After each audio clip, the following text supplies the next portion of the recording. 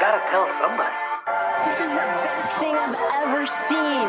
That. Let's talk about that. You need this. Listen to this. Memorable and exciting. Well, then be less boring. I'm going to tell everyone. Wait here. Mighty remarkable, Big Daddy. Remarkable. Welcome to Remarkable, a podcast for B2B marketers that deconstructs the most iconic moments in film, television, pop culture, and advertising for a single purpose: to give you, the B2B marketer, the same storytelling techniques that the pros use. In each episode, you will learn techniques from Hollywood, Pixar, Marvel, and beyond, from Spielberg's hands to yours, bringing remarkable content ideas to you every single week. I'm Ian Faison, CEO of Caspian Studios. This is Remarkable. This week, we're talking about B2B marketing lessons from Abbott Elementary with the help of our special guest, Senior Director of Brand and Digital Marketing at Collibra.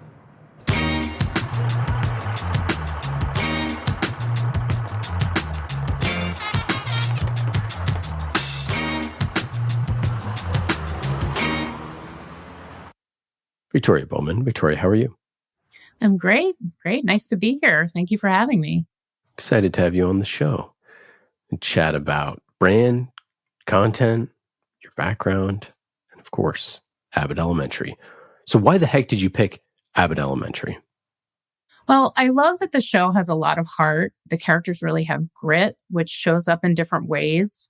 In every episode, they're solving problems, making things happen. And the through line of all of that is about building community with your coworkers and with their audience, which, in the show's case are kids and parents. But for us, it's customers, partners, and prospects.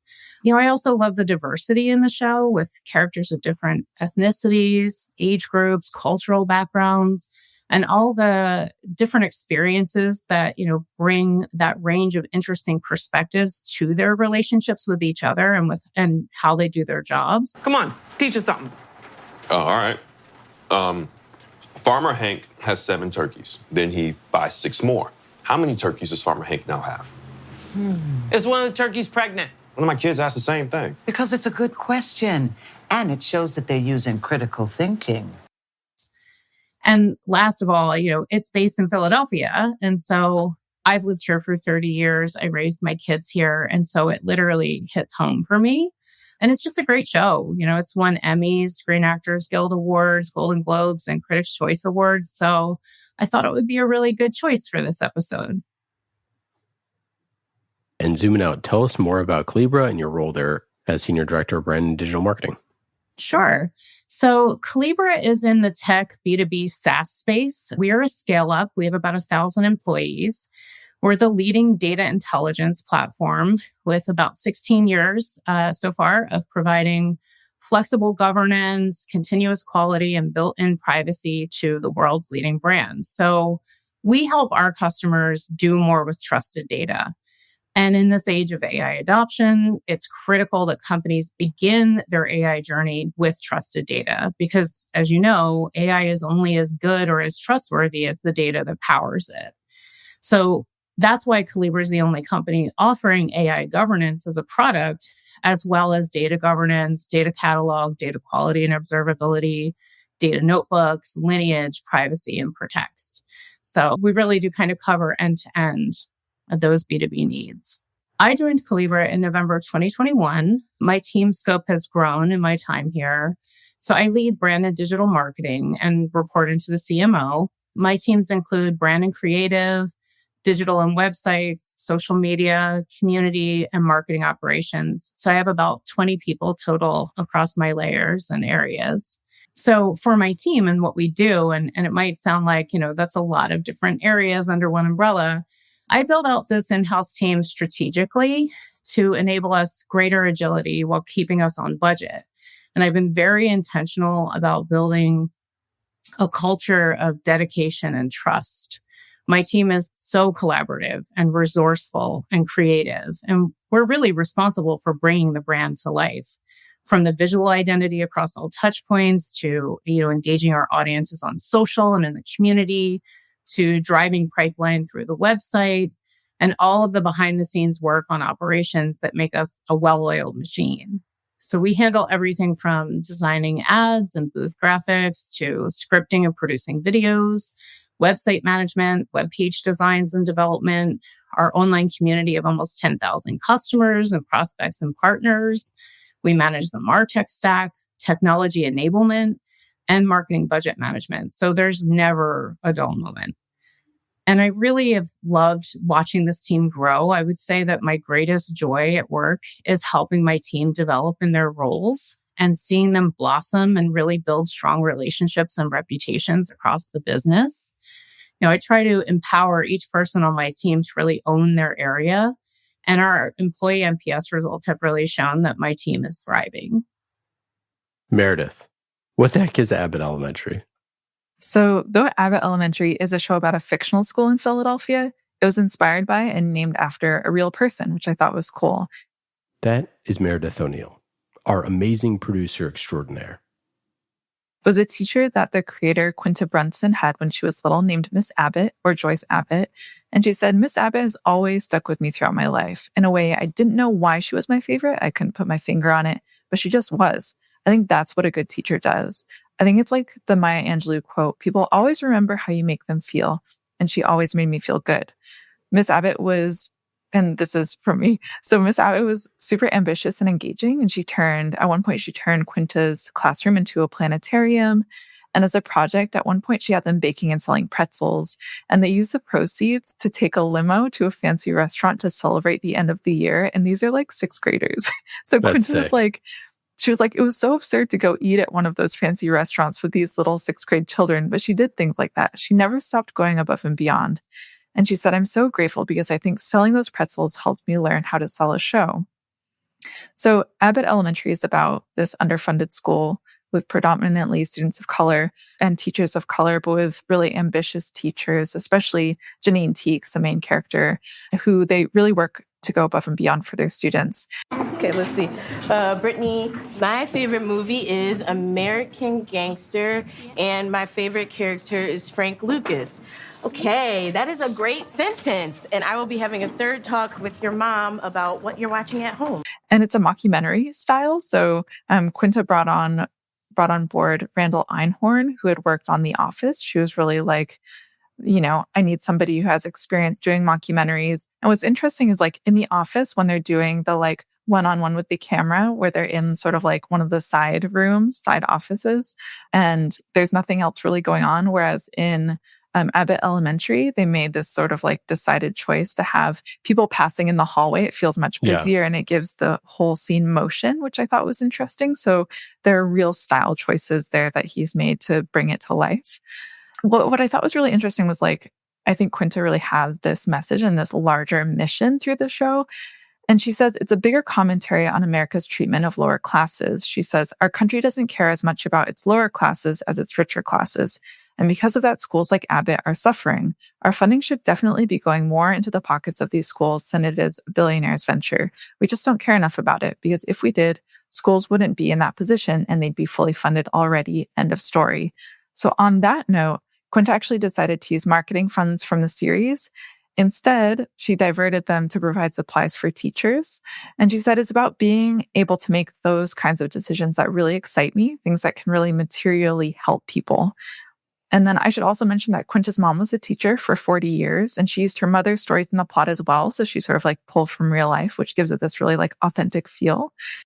Whew, guys, I need a new rug. Mine is officially done. Me too. I shook mine out and all of the asthma kids had to go to the nurse's office. Yeah, mine's busted. And you can't class up a rug like you can a couch with a nice coat of plastic.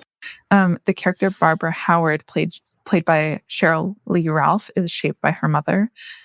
Well, I do not need some young Zuckerberg. Pimple-faced kid, fresh from the smart bar. Genius bar. Telling me how to teach. And Quinta said she really like made the show for two reasons. One, to showcase the reason why people become teachers. It's obviously not to make a lot of money because they're underpaid, but because they love working with kids. There are many reasons. But the second reason why Quinta said she made the show was because rarely shows are told from the perspective of teachers. It's usually the students. So those were kind of her reasons. So looking at all of this, like my lessons would be like, customers remember how you make them feel. And so I think through your marketing, you can kind of focus on what feeling you want to evoke with them.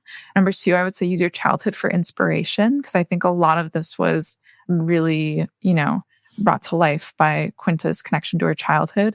I would say three, deliver a larger message or have a larger mission that sort of exists outside of your business as well. And then I thought, show the perspective of unrepresented or underrepresented voices. This was a show from the teacher's perspective, which was something that Quinta saw as there was an absence of that in the media. So given all of that, Victoria, I'm wondering, you said you live in Philadelphia, your kids go to schools there. Have you seen parts of Abbott Elementary where you're like, oh my gosh, this feels like real life? What has resonated with you from the show? Yeah, I think that, in the show, how resourceful they have to be and how the teachers have to work together in order to pull together activities for the kids. I definitely, related to some of the episodes where some parents were more involved than others, things like that. Yeah, I mean, my kids were lucky to go to a school that was pretty well funded, yet it was still a Philadelphia public school for grade school. And then they went to special admissions high schools. So my son for visual arts and my daughter for culinary arts. But they are also public schools. It's just kind of how the schools in Philadelphia work. There's definitely a lot of different visits to parks and, places and having the Philadelphia Eagles on that are nice, hometown nods that I thought were really cool. Melissa, how is Jalen Hurts on your screen right now? Because sometimes God has favorites, Janine. So there's a character on the show who, is from South Philly. I think they really picked up on a lot of the fun, cultural, pieces from the city. I think the Barbara character being a long-term, teacher in an underfunded school is just such a pragmatist. But at the same time, she's so optimistic. All of these years as a teacher, I still have to stop and remind myself why I'm still here. It's not my paycheck, certainly not the perks from the people who sign it. It's about the people who show up here every blessed day, the dedicated teachers and the wonderful students. Where I think Janine's character, she's optimistic but also idealistic, but she doesn't take no for an answer. See, I just can't accept this. They didn't see those kids' faces. It was like they walked into the Haunted Mansion at Disney, which is a very scary ride, by the way. I don't care what people say. And she keeps, trying to find ways to make things better. And so she works within the system to improve things by starting to work for the school district. And I felt that that was a really interesting kind of plot development, that if you want to improve the system, you can work within the system. And so, yeah, I really appreciated that. I know, Victoria, you mentioned the show has won so many awards. And I want to add that one crazy statistic, which was this show has really, I think, hit home, like you said, for a lot of people. And it shows in the stats because by the second episode, it had the network's highest rating since the series finale of Modern Family, which is wild. Crazy. Only the second episode. That seems so, yeah, I think people just were hooked immediately. So the show definitely did a lot of things right. Yeah, it's really cool that she used, some of the marketing budget for actually, supporting schools. That's obviously really cool.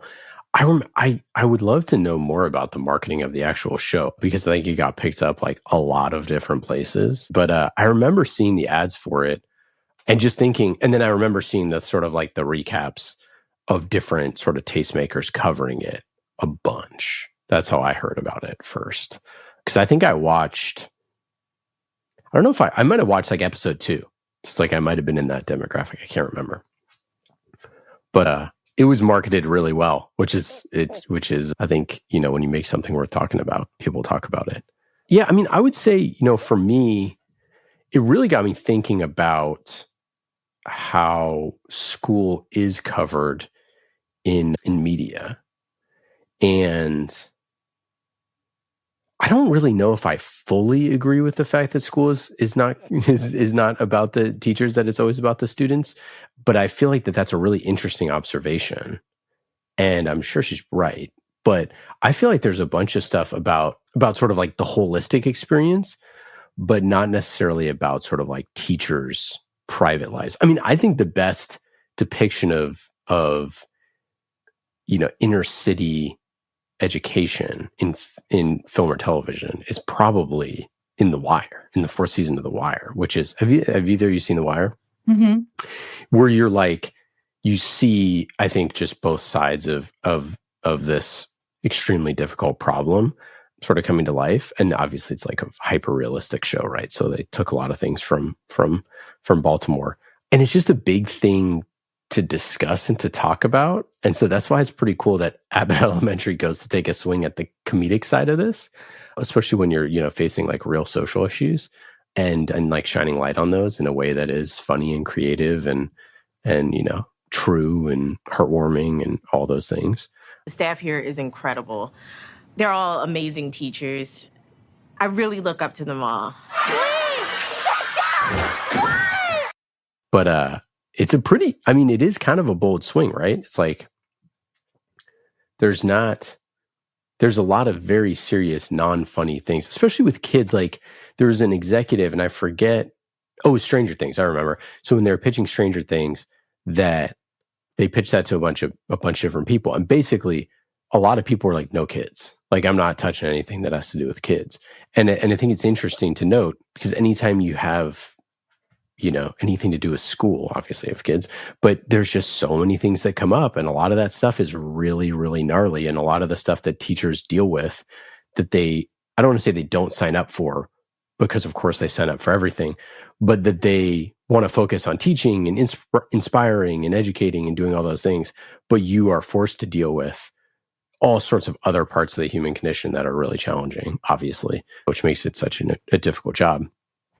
And, inadvertently, if you work with children, you also work with parents, right? Like that part of it is really challenging as well. So, I mean, again, it's like, it's kind of it seems like it's obvious in retrospect because it's been successful, but I feel like it is kind of a bold decision to say, hey, we're going to make The Office, but for elementary school teachers. Okay, guys, so I know we're all on board with the gifted program. There you go, sounding like an old locomotive. Honey, you've got to walk at a normal pace. And it's not quite as obvious, I think, as it seems. But of course, they did it the right way, and they were able to create really funny characters that are, rooted in a bit of reality and a bit of sort of the surreal nature of making a comedy show. All right, let's get into marketing takeaways. Victoria, what do you got? I actually have a few, just given the kind of characters on the show, the plot of the show, relationships are crucial to your success. I think, all of the characters on the show really rely on each other. I hope whatever's going on with you and Taylor can be fixed. Unfortunately, I don't think so. I cannot do another dinner at a restaurant that's just small plates with a unique flair. Small plates? Oh, you have to break up. And they've built trust by learning across generations and different backgrounds. And I think that culture of trust really is what fosters great partnership and creativity and innovation. Building community, building community is so important, fostering connections and gaining that shared understanding and having mutual support. And the element of discovery that comes from all of those shared experiences. Like if you think about that relationship between like Janine and Barbara and how they've learned from each other. I've been doing this for 3 years now, and I finally got it in my brain that you just have to accept the things you can't change. Just be a good teacher. Stop dreaming, I guess. Dreamers are the only people that can bring about a different reality. Do you really want this fellowship? Maybe. Sweetheart, you know that you still have Abbott to come home to when it ends. I think is really like a great example. Understanding your audience. So, showing that you understand and speaking to and meeting the needs of your audience, so like in my case, customers, partners, prospects. But I think it's really how you exemplify that in your marketing, that you understand their problems, you understand their needs, that you are listening, that you're, accessible. And the last one is being entrepreneurial, trying new activities that can turn into successful programs, testing, improving the potential for the benefit before you invest the budget and the resources. So in this last season of Abbott Elementary, Janine wants to try out this new library program. And the one thing the superintendent says to her is, but just to be clear, you're now saying that it's no longer free. That's correct. Oh, dang it. I was really rooting for this one. Sorry, that's it? It's over? Well, it's not my project approved trash can. Why would I have one of those?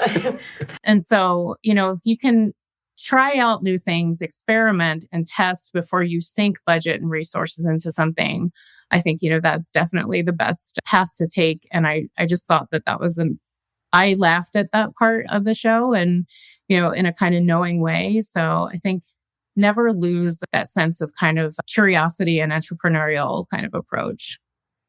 Love that.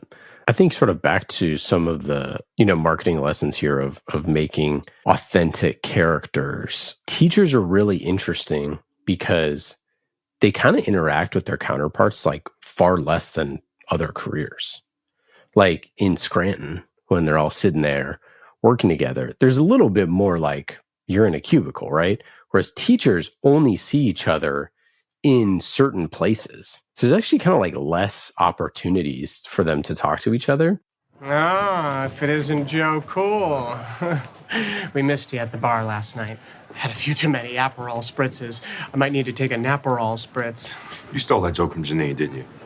What are you, the comedy police now? Mm-hmm.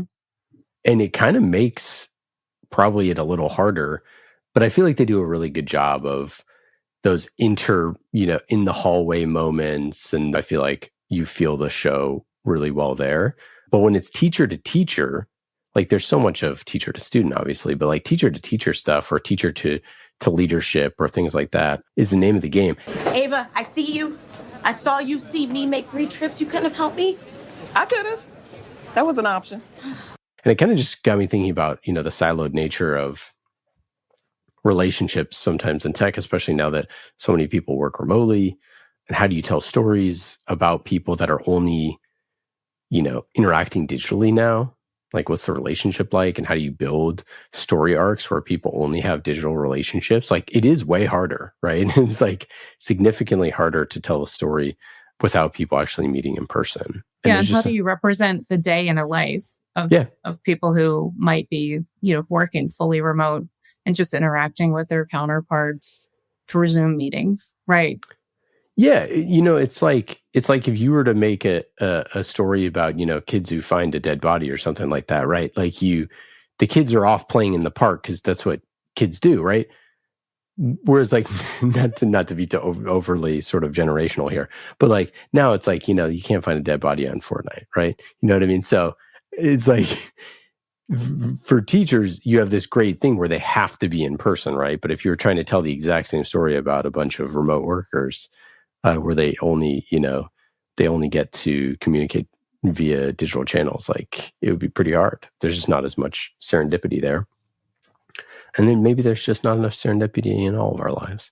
But I feel like that for them, they have these like very specific moments where like, trying to convince someone to do something for more money or, seeing the teacher in the hallway or, seeing or, meeting in the break room or things like that. But it's very, very different. I think my final piece on it is, I think that there's the power of, again, just doing something different and looking at something from a different way and seeing that moment and say, well, I've never seen a story told like that, from that angle. She could have chosen any school system, right? I feel like choosing Philly, similar to like the show Always Sunny in Philadelphia, right? Like It gives it a backdrop that a lot of comedy comes from. Pretty. Ain't he cool? Look at him picking that belly button lint. Celebrities, they're just like us. Ricky, my man, your mom doing all right? Whereas like if that show is Des Moines, or if that show is LA, or if that show is Oakland, or if that show is Miami, it's a completely different show, right? Like it's like completely different. Or Dallas or something, right? So I think there's a lesson there about picking your setting and being very intentional there, because it brings out, a lot of those characters that are specifically in those ways. But I think the show, the way that they built community around it so quickly with people who clearly wanted this type of story to be made, I think happened so quickly. And we don't know all the things that they did, but the show is great, but it also is very different. Can I just draw? Whatever it takes to keep you out of my hair. Sir, you are bald. And I think that that's always a key takeaway in your marketing is it's hard to know if you're going to make something great, but it's easier to know if you made something different. Something we talk about a lot on the show, but like better to be different because at a minimum, people will open their eyes. Yeah. All right, let's talk about you. Let's talk about how you think about content and brand. What's your content strategy? So we have specific campaigns that we're aligned to, cross-functionally in marketing. And within the framework of those campaigns, we primarily, speak to customer needs, the use cases, the jobs to be done by different personas, and the challenges of those users and their businesses. And we use a variety of mediums in our content marketing, like any business, for each campaign orchestration, whether that's graphics, videos, white papers, ebooks, both in paid media and organic social, our web pages, and then webinars and events, as well as our own podcast. But, I believe it all starts with brand. So I use brand to drive demand. So I don't know if you're familiar with some of the studies that have been done around brand consistency, but both Forbes and Lucid Press have found that brand consistency can actually increase revenue by over 20%. So, B2B buyers, they often make their decisions subconsciously long before the buying process. Like if they don't know you or trust you, why would they become your customer? So we're always enabling our internal teams on the brand. So, it's not just set it and forget it. We're continuing to evolve the brand and to meet the market and to stay fresh and relevant while still being true to our brand visuals and our voice. So before a prospect ever talks to someone in sales, they have a sense of who Collibra is, and we've already started to build trust with them. That's why our leads come in, as strong SALs into the pipeline because we've been putting in that work. And it all starts with that internal enablement. I love that. I think that study is so important because, we know 13 impressions equals a sale, for the old school sort of data mindset. But it really is true that when you've seen a brand consistently, repeatedly, over and over and over again, you just think that you know them, right? Like, I don't know where I know you from, or I see your stuff all over. Like that is a huge differentiator to I've never heard of you before in my life. Right. I mean, we're very fortunate. We have a great creative team in-house, so we can move really quickly and pivot too. My team is aware of what's happening across the business, which really helps us act on opportunities. So we're able to do real brand generation and build that awareness and affinity around, trending topics or insights that we're getting from conversations that are happening with prospects or with analysts.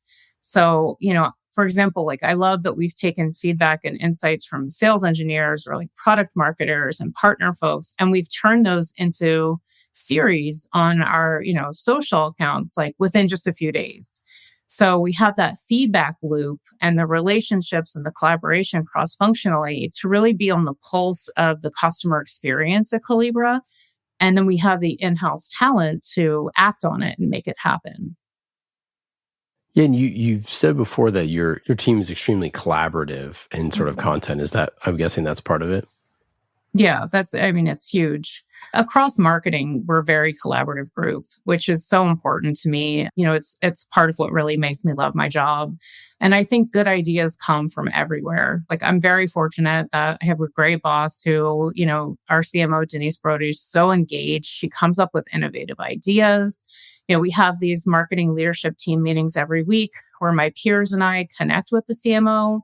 And we share insights and suggestions. We brainstorm, we update each other on things, we tackle things together. So that's a big piece. And then in marketing, we have a growth marketing team as well as a portfolio marketing team who are both crucial to content marketing. And so portfolio marketing includes product marketing, content, technical marketing folks.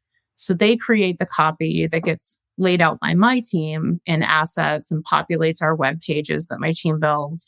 They also partner on the demo videos that they work on with my team, or webinars and managing the podcast. And then we get the word out to the market and, through the growth marketing team. And so that's like the global and field events, demand gen, our partner network. And then we get great customer stories through customer marketing, who we also partner with to, create really great customer story videos and social content and events. We have a global enablement team, which really helps to keep our field folks up to date on all of the content. And then we have a BDR team who supports all of our leads that we collectively generate. So there's all of the pieces and parts integrated and working together. And I really feel like to be successful at content marketing, you cannot work in silos. Like, it takes a village to do B2B marketing well. And that means keeping the communication flowing and building trust and having that open collaboration. What's working for your audience right now? So, as no surprise, I'm sure, all things AI are very interesting to our audience right now. We've had some really highly attended webinars around AI, to checklists, ebooks, even our memes on LinkedIn are performing really well, particularly if they're AI related.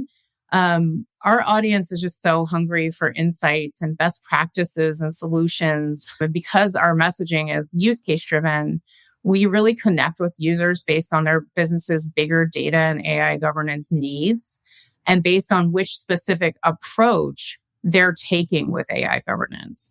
So another thing that's been really big for us and really successful is peer learning and a sense of connection. We call our audience data citizens. It's a term that we coined over 10 years ago. We actually own the trademark. Basically, you're a data citizen if you use data to do your job. And we have a great online community for data citizens. So we've grown our community by more than 3 times in the last year. It shows, with over 80% of our customers being active in the community.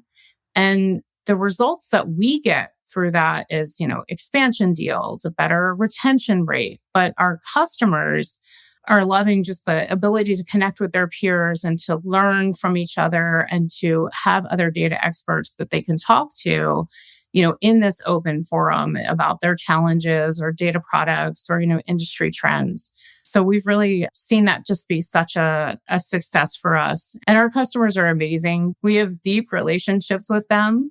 They've even worked with us to set up private user groups in the community for their employees, as well as by region and industry.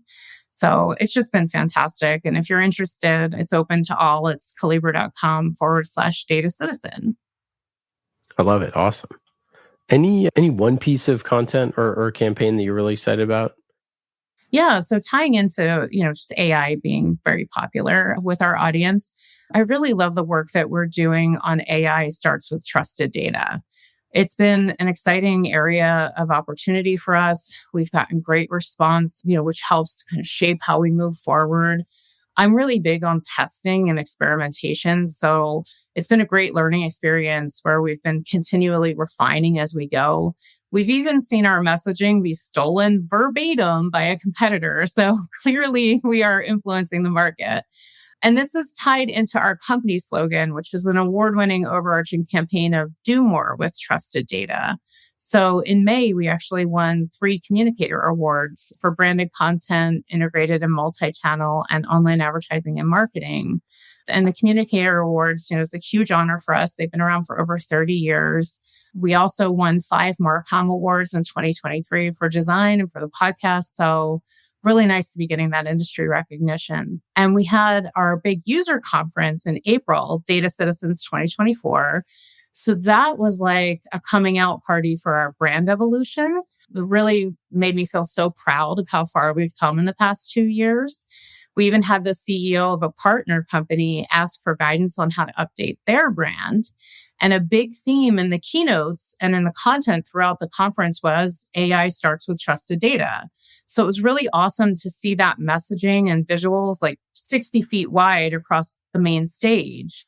And we got really great feedback from all of the attendees, on the content of the conference as well. Yeah, and any thoughts on strategy there with that campaign? So our approach to marketing AI governance is really centered around different customers' starting points. To go to market with AI starts with trusted data. Some of the tactics, that we took where we updated our homepage, we built out a product page for AI governance. We created a series of AI-specific videos across those different approaches, from general issues and pitfalls to product-specific AI governance highlights. We created a series of social graphics in those same veins. And then we built out collateral ranging from checklists to ebooks. We, like I mentioned earlier, we ran several AI governance webinars with more to come. We recently had a live AI governance Ask Me Anything on our community. We've used the campaign tagline in our booth graphics at events worldwide. And we've talked about AI governance and trust in our media placements, where our CEO has been interviewed over like last year in Fast Company and VentureBeat and Fortune and some other outlets. And we've covered it in our event keynotes as well. So it's a steady drumbeat. We're making sure that it is across all touch points and that we're consistently on message. And how did you think about ROI? So when measuring the performance of a piece of content or the campaign, of course, we're going to look at engagement, clicks, likes, reposts, comments for organic, as well as impressions. And for paid, we looked at, cost of perform fill or overall, the number of captured leads. And to assess, beyond the click-through rate, the lead capture rate, and the marketing source opportunities dashboards, we also try to get anecdotal feedback from the field on what is resonating in their conversations with prospects. And we ask our customers and partners, if the messaging is resonating as well. Like, do they like what they're seeing and hearing from us? All of that combined, the metrics as well as that feedback help us to understand the impact of the campaign. There's a lot of basics in there. And then there's, you definitely need that kind of anecdotal piece, though, of just like whether or not something is really landing. The thing that is so important about anecdotal evidence for content is that most people, most of the time, are not going to respond to your email newsletter and say, great job. They're not going to comment on LinkedIn and be like, I loved this. If they listen to your podcast, they're not going to leave a review or a rating. It's just most people don't do that stuff. Yeah. So you do have to go out and ask people for those things. And then the other thing is when someone does leave a review or responds, you need to ask follow-up questions and be like, hey, what was it that you liked about it? What didn't you like? And I think that that's just stuff that is missing from most content is, we push it out there and then we don't seek to just get any feedback on it. Now, I think the other side of this, we're so obsessed with feedback that, we can take, one anecdote too far of hey, I hate that third question that you always ask in the interview or something like that, and maybe that person just isn't a fit for the show. But, where there's smoke, there's fire a lot of times. And maybe that particular question or piece of content isn't perfect and they don't know why it isn't perfect, but they're just flagging that it isn't perfect. And you can take that and you can rework it. But it is really important to get anecdotal evidence. The data isn't always right. We look at one of the things, drop-off time for episodes. And I think the drop-off time is a really interesting statistic, but also isn't indicative of whether or not your show should be shorter or longer.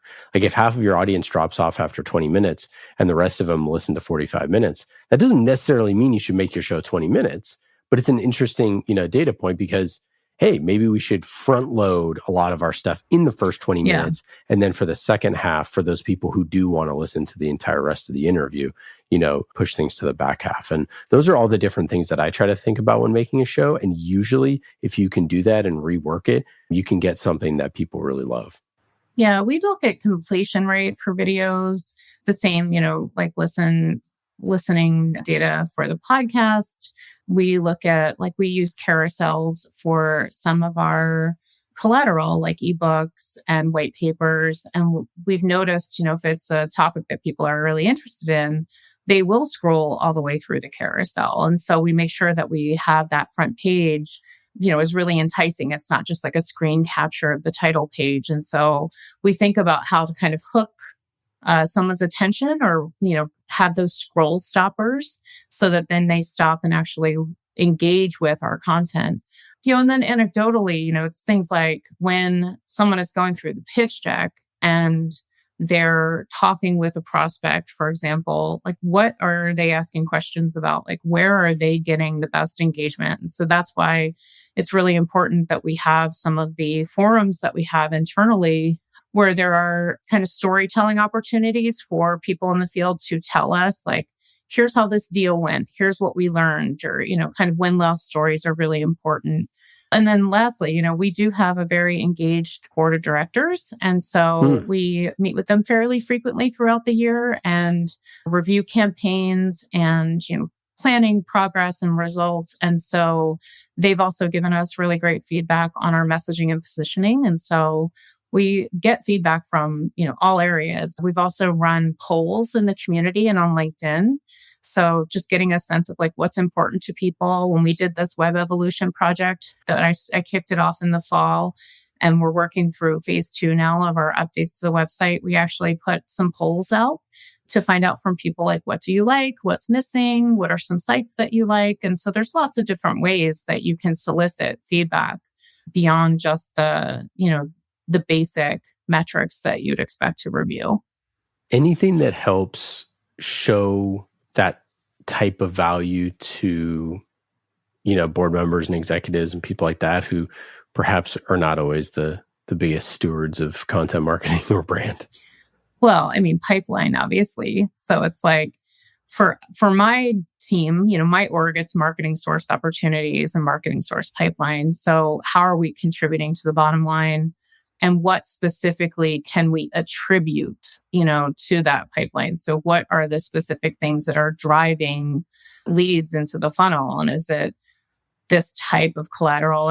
We've actually had really great success with organic social helping to drive leads in the last year. And so then we've also found, like I said, those webinars have been really great for us. We have some events that perform better than others. And so we're always looking at like, which events should we keep doing? What should we sponsor? What should we pull back on? So we look at the attribution mix for our marketing pipeline and essentially just kind of lean into what's working. But that's at that level, that's what we would report at is this is what marketing is contributing overall. And these are some of the drivers for that pipeline. And then what about your series, Careers in Data? How's that going?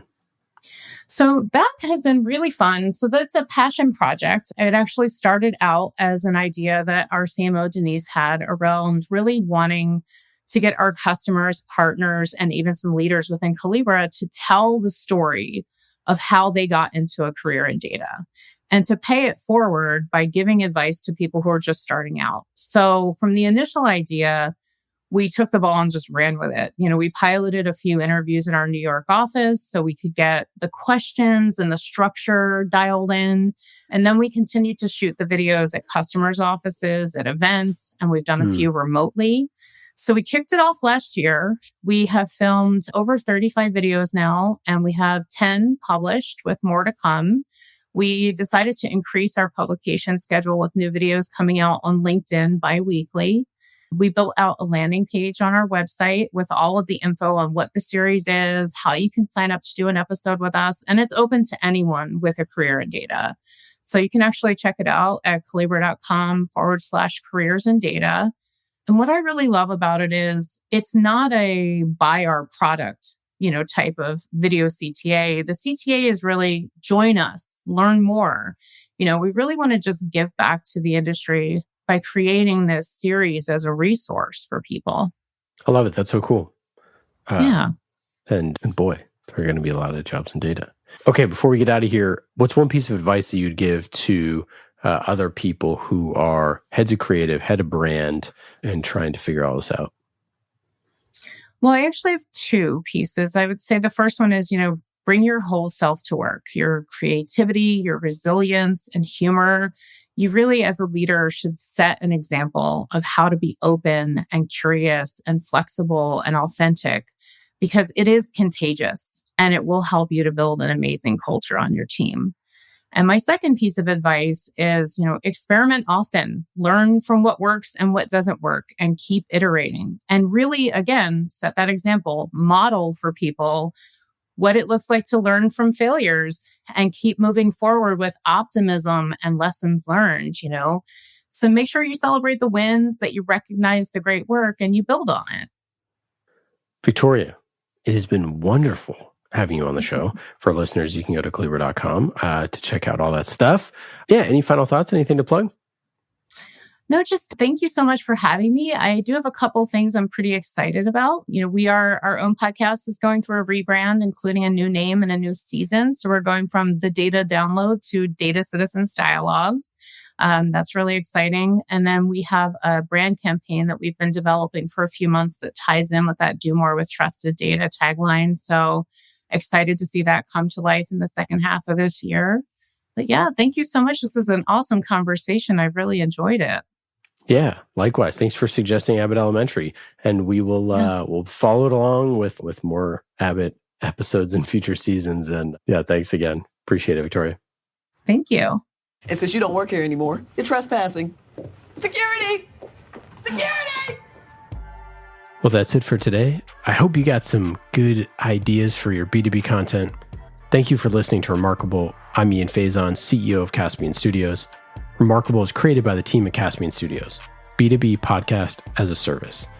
Caspian also creates fiction series for B2B companies, so if you want a business thriller, you can learn more at caspianstudios.com. Hollywood-style storytelling for B2B. And in today's episode, you heard from myself, Ian Faison, and Meredith O'Neill, senior producer here at Caspian Studios. Remarkable was produced this week by Meredith O'Neill, mixed by Scott Goodrich, and our theme song is Solomon by Falak. Be remarkable and rise above the noise.